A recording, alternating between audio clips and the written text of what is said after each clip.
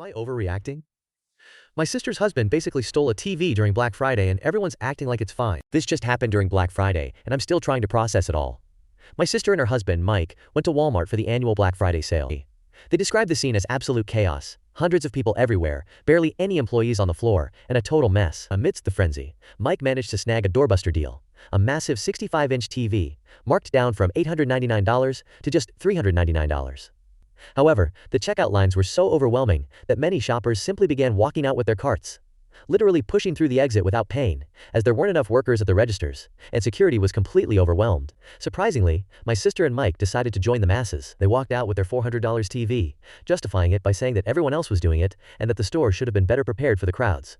What truly bothers me is how they recounted the story at our family dinner yesterday. Right in front of their kids, ages 8 and 10, and my kids, ages 7 and 12, they laughed and bragged about their amazing deal, treating it like a clever anecdote about outsmarting the system. Feeling compelled to address the situation, I pulled my sister aside and told her that this was essentially stealing and set a terrible example for our children. She became defensive, arguing that I was being overly dramatic and that big retailers anticipate this kind of loss during sales. To her, it didn't feel like stealing, but rather a product of the store's inability to manage their own sales effectively. Mike jumped in, telling me to relax and suggesting that I was probably just jealous for missing out on the deals. Honestly, I was appalled by the whole scenario.